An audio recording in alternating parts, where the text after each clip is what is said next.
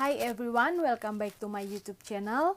Jadi malam ini saya akan bercerita pengalaman pertama saya kerja di Singapura. Memang saya di Singapura ini baru 2 tahun. Tidak seperti teman-teman yang lain ada yang sudah lama kerja di Singapura. Tapi saya mau berbagi cerita tentang pengalaman saya ketika pertama kali saya kerja di Singapura. Ya, buat teman-teman, sebelum kalian mendengarkan cerita saya lebih lanjut atau sharing saya lebih lanjut, jangan lupa subscribe dulu, oke? Dan tekan tombol like supaya video ini semakin tersebar kemana-mana. Oke, terima kasih buat teman-teman yang sudah subscribe dan like video ini. Terima kasih buat dukungan kalian. Jadi saat ini saya akan cerita pengalaman saya pertama kali saya masuk di rumah majikan. Dengan proses yang begitu panjang, akhirnya majikan saya mengambil saya di kantor agensi, dan saya dibawa ke rumah majikan. Jadi sudah ada kesepakatan bersama majikan untuk saya pegang handphone itu 2 minggu 1 kali, dan hanya diperbolehkan untuk telepon keluarga. Setelah telepon keluarga, handphonenya saya harus kembalikan kepada majikan. Dan beberapa kesepakatan juga yang saya buat bersama majikan itu adalah work permit saya dan paspor saya itu dipegang oleh majikan. Singkat cerita, dalam perjalanan akhirnya saya sampai di rumah majikan. Sampai di rumah majikan, hal yang pertama dilakukan adalah saya diperkenalkan dengan seluruh keluarga. Jadi job saya yang pertama itu saya menjaga anak 2 orang, anak kecil 2 orang, umur 2 tahun dan 4 tahun. Saya diperkenalkan dengan kedua anak kecil tersebut, dan saya juga diperkenalkan dengan suami dari madam saya. Setelah perkenalan selesai, madam saya majikan saya memeriksa tas saya apa saja isinya di dalam, ada berapa lembar baju, dan mereka memastikan bahwa saya tidak punya handphone siluman. Ya, jadi untuk di kalangan teman-teman TKW di Singapura, HP siluman itu sangat terkenal karena banyak yang tidak diizinkan pegang handphone sama majikan, tapi mereka punya HP sendiri yang disembunyi-sembunyi, itu namanya HP siluman. Dan sudah setelah selesai tas saya diperiksa dan sebagainya, saya dibawa ke ruangan tempat untuk saya tidur. Saya pikir tempat itu adalah kamar tapi di kamar belakang di rumah itu.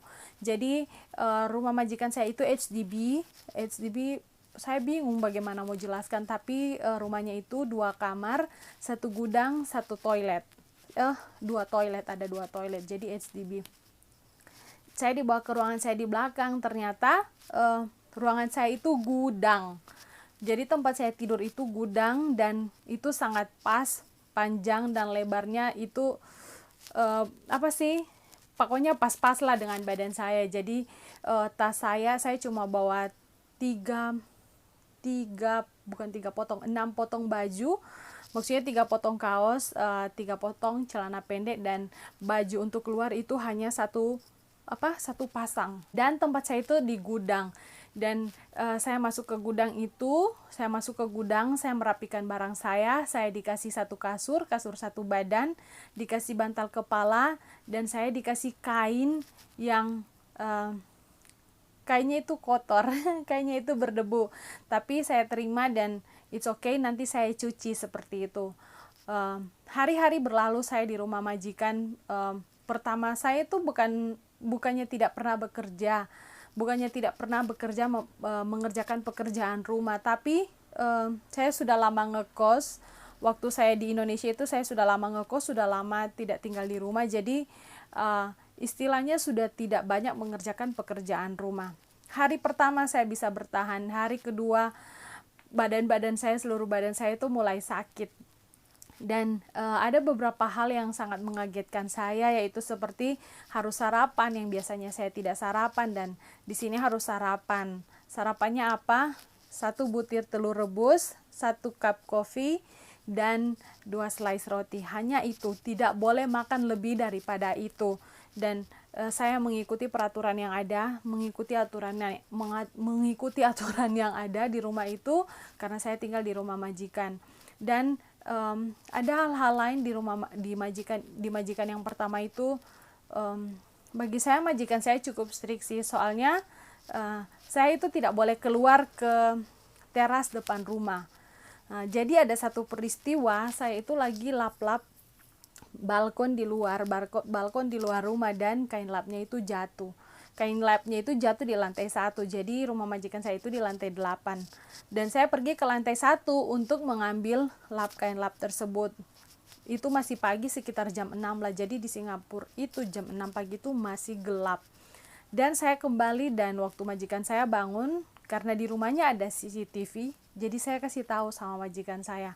Saya kasih tahu, "Mem, tadi saya turun ke lantai 1 dan saya dimarah. Saya diteriaki, saya dimarah, dikatai kenapa saya harus keluar-keluar rumah." Jadi majikan saya yang itu sangat strict, dan bulan-bulan berlalu saya tinggal di situ, dan ada kejadian-kejadian yang membuat saya menangis, membuat saya apa ya pokoknya campur aduk lah perasaannya. Saya tidak bisa telepon keluarga saya, setiap saat, saya tidak bisa berkomunikasi dengan teman saya, pokoknya banyaklah rasanya. Jadi setiap hari itu saya bangun pagi jam 6, dan saya itu tidurnya itu paling cepat itu jam 12 malam. Itu cuma mandi itu cuma boleh 1 hari 1 kali, itu jam 11 malam. Setelah semua selesai kerja baru saya bisa mandi. Kalau belum selesai kerja itu belum bisa mandi, dan itu sangat capek, seluruh badan itu sangat sakit. Tapi syukur waktu saya dari Indonesia itu saya bawa obat. Jadi saya bawa untuk anti nyeri. Jadi waktu tangan dan kaki saya sangat kram itu saya minum obat anti nyeri.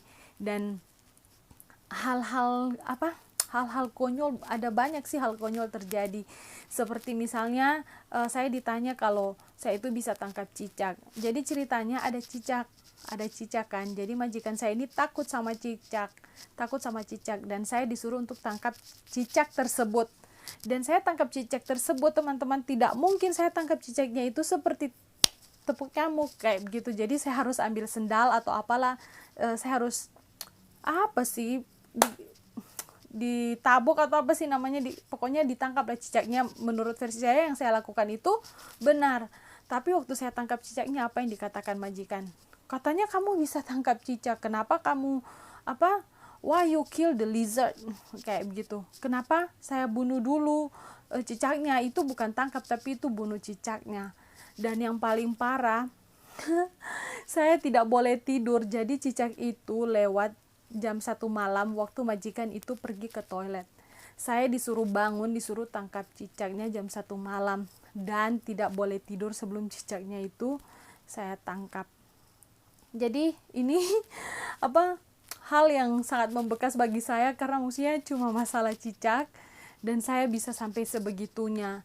Dan badan saya tidak boleh gendut. Jadi siang saya itu cuma makan mie, dan malam itu kalau saya makan nasi, jadi makan nasinya kan ya biasa kalau di Indonesia itu makan nasi lalapan, ayam lalapan, itu nasinya ya lumayan banyak.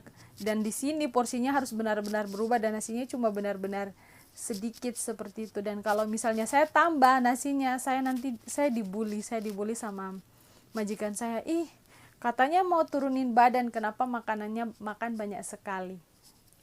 Dan saya juga tidak boleh keluar beli jajan. Kalaupun saya keluar beli jajan, saya kembali, saya harus buka kantong plastiknya, dan majikan saya harus periksa apa isi kantong plastik saya. Dan ada banyak hal yang banyak hal yang terjadi waktu saya di rumah majikan saya yang pertama. Ya, kenapa saya putuskan untuk menceritakan ini, karena ada banyak teman-teman yang berasumsi mereka itu kerja ke luar negeri, kerja ke Singapura itu bisa senang-senang. Ternyata sampai di Singapura bukan senang-senang, malah menelangsa, malah menyedihkan kayak begitu. Saya harap ketika saya cerita ini, teman-teman yang sudah memutuskan untuk kerja ke Singapura tetap mau kerja ke Singapura, tapi lebih menyiapkan mental. Dan singkat cerita, sekian banyak hal yang terjadi waktu saya di rumah majikan. Saya dibentak sampai ketakutan, badan saya sampai gemetar, dan akhirnya saya memutuskan saya balik ke agensi dan saya mau ganti majikan. Dan puji Tuhan waktu saya mau ganti majikan itu rilis paper. Jadi buat teman-teman yang sudah memutuskan untuk mau kerja ke Singapura, siapkan mental kalian sebaik mungkin karena belum tentu kalian dapat majikan yang baik. Ya, ada banyak majikan juga yang baik, tapi yang namanya majikan, kita cari job itu untung-untungan kita dapat majikan yang benar-benar baik. Ya, saya cerita ini bukan untuk menakuti teman-teman atau seperti melebih-lebihkan sesuatu, tidak. Saya menceritakan ini supaya ketika kalian kerja ke Singapura, kalian itu tidak kaget, oh ternyata seperti ini ya kerja di sana. Maksudnya kalian sudah tahu, oh ini lady sudah pernah ceritakan ini, jadi kalian mentalnya sudah lebih siap lah seperti itu.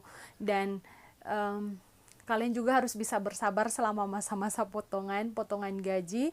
Saya sendiri potongan gajinya itu sekitar 6 bulan, dan selama 6 bulan itu saya tidak bisa jajan apa-apa. Ya, tidak bisa jajan karena majikan tidak allow saya untuk keluar beli jajan. Yang kedua, uangnya itu sangat tidak cukup. Jadi terima gajinya itu bulan pertama saya cuma terima $50, bulan kedua sampai bulan ke-6 saya terimanya $80 ya. Kalau dirupiahkan, ambil bulatnya saja, $80 itu 800.000, $50 itu 500.000. Setelah semua selesai potongan baru bisa terima gaji full.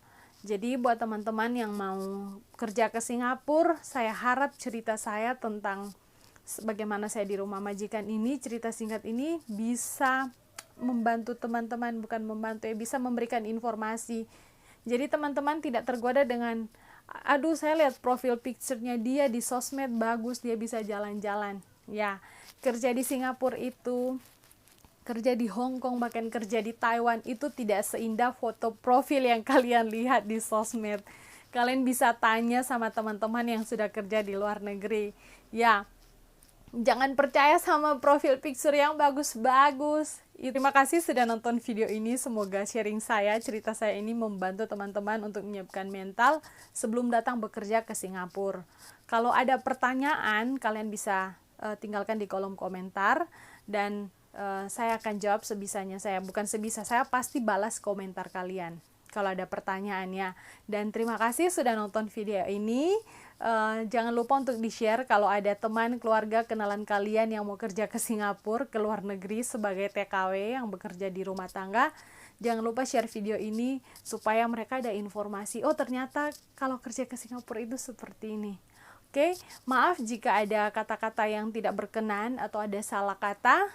Jangan lupa subscribe, like video ini, oke, supaya channel ini semakin berkembang dan saya bisa memberikan informasi yang lebih banyak lagi buat kalian. Thank you, bye-bye.